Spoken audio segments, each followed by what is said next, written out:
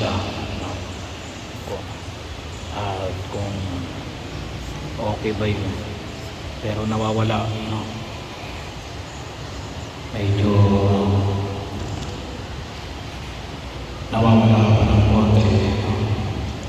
So tingnan natin kung ano yung mas maganda, yung wire o yung wireless, no? So bahagi ko na pag-anahin sa atin na kahit pa paano may improve ang ating sound system, no? Pero bahagi ko ng paanyaya na ipinapahayag ni Jesus ay yung ebanghelyo natin ngayon sa araw na ito ay palagi natin naririnig sa misa sa patay, no? Ako ang daan, ang katotohanan at ang buhay. Walang makapupunta sa Ama kundi sa pamamagitan ko. Ito ang sabi ng Panginoon. Paanyaya na nawa ay sabi na natin dahil sa ito yung palaging ginagamit at ito rin yung ginagamit na pamantayan ng sino mang nagsasalita, no? Ay ironically, no? Ay nagdulot din ng iba't ibang interpretasyon. Kaya dumami rin ang sekta natin na mga itinuturing natin mga tagasunod ng ating Panginoong Jesucristo. So, ako ang daan, ang katotohanan, at ang buhay. Mga salita na kung tawagin natin ay heavily loaded, sapagkat bahagi ho ng pagkilos na makita natin na mahalagang mga bagay na nais na bigyan ng dihil ni Jesus. Tatlong mabibigat na pananalita: daan, katotohanan, at buhay. Kailan, sabi na, muli natin babalikan yung ebanghelyo natin noong mga nakalipas na araw itong linggo na ito, na yung paanyaya ni Jesus nagdudulot ng kaligtasan, hindi kapahamakan. Ang dulot ng Jesus ay kaayusan, hindi kapahamakan.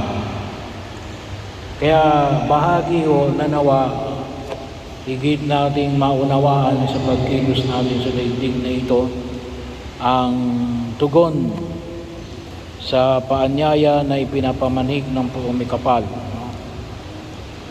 Sa pagkilos na maunawaan natin ang kanyang mensahe sa kanyang kabuuan na pagtugon. Kaya kasama na rin dito yung panalangin ng simbahan. Ito na muna ang gagamitin ko, baka yung baterya ay kinakailangan ay bago. Pero ito po, ako ang daan, ang katotohanan, at ang buhay. Tatlong salita na kung tuusin po ay pwedeng gamitin ng sino man nagpapahayag, depende sa kanyang kagustuhan. Pero may ilang mga paanyaya na ipinahayag ang pumikapal na nawa ay maging gabay namin sa ating pagkilos sa daigdig na ito. Kung nawagin na lang natin halimbawa yung buhay, ako ang buhay. Kaya po minsan may mga Katoliko hindi maunawaan kung bakit ang simbahan ay ayaw na abortion, ayaw na extrajudicial killing, ayaw na death penalty, ayaw na euthanasia. Bahagi yun na kung saan ay pinahalagahan ng pagkilos yung pagpapahalaga sa buhay ng tao. Bagaman ngayong panahon na ito, ay baka kasi akala ng tao sila yung may control sa kanilang buhay. Hindi ho, ito ay biyaya na ipinagkaloob ng Diyos sa atin. Kaya kahit na ang sino man, kahit na ang iyong sarili, ay walang kapangyarihan na kumitil ng buhay. Kasi yun yung pamatayan ng isa ng iba. Halimbawa, yung abortion. Anong sabi ng kababaihan? It is my body. Katawan ko ito. Ako ang may kapangyarihan na kung itutuloy ko yung panganganak ng bata o hindi.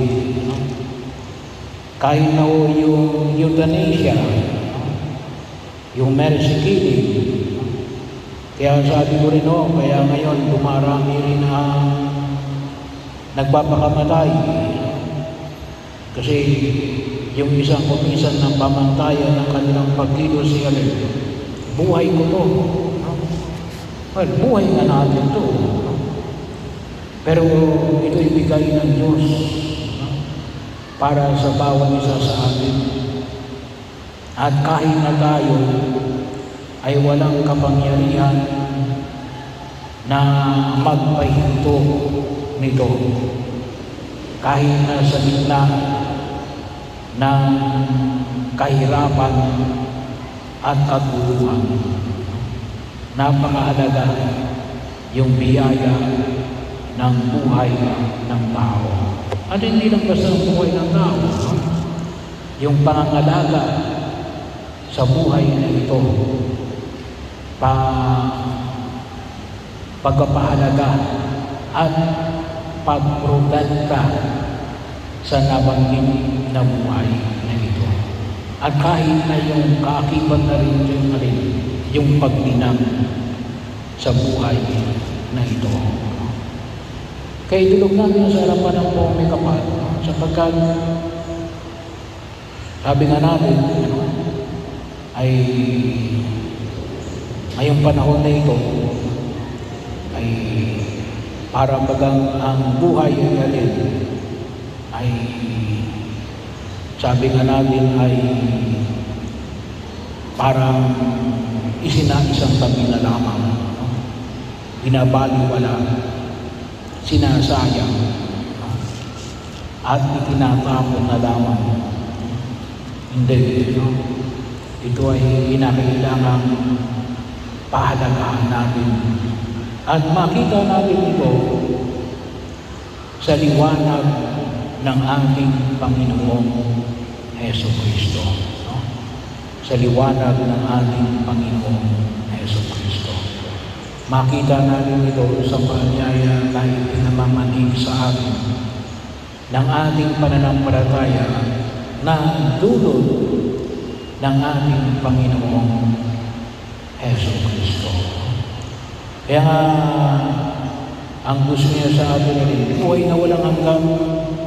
Hindi niya sinasabi niya magpapakamatay na lang ako, sa langit na lang ako. Hindi, no? Yung simula ng langit ay mula sa buhay na ipinagkaloob ng Diyos sa atin sa daigdig na ito. No? So dapat maunawaan natin ang langit sangayon sa buhay na ipinagkaloob ng Diyos sa atin, sangayon sa Kanyang paglikha sa atin, pagpapahalaga sa biyaya na ipinagkaloob ng buong may kapal. Kaya ito rin ang idulog natin sa harapan ng buong may kapal. Sabi ko nga, ay itong tatlong ito ay kuminsan din subject for many interpretation, ay nawa makita natin yung liwanag ng mga bagay na ito sangayon sa kagustuhan at kalooban ng ating Panginoon na ipinakita niya sa pamagitan ng ating Panginoon Jesucristo. Kaya yung patuloy rin hamon, sana po palagi tayo magpasalamat sa biyaya ng buhay. Every morning, magpasalamat tayo sa Diyos at tayo ay ginising pa ngayong araw na ito. Bago tayo matulog, ay magpasalamat tayo sa Diyos. Bakit?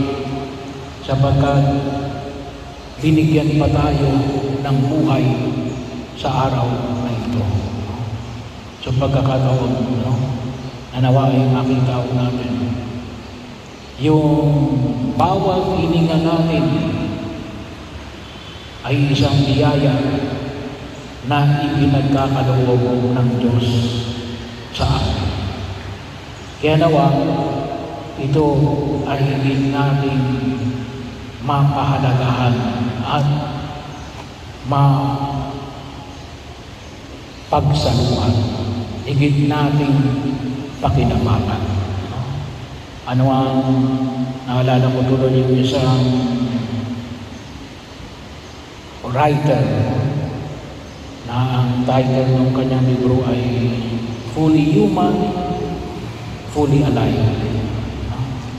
So, bahagi yun na pakinabangan namin yung bawat sandali na ipinagkakaloob ng Diyos sa atin.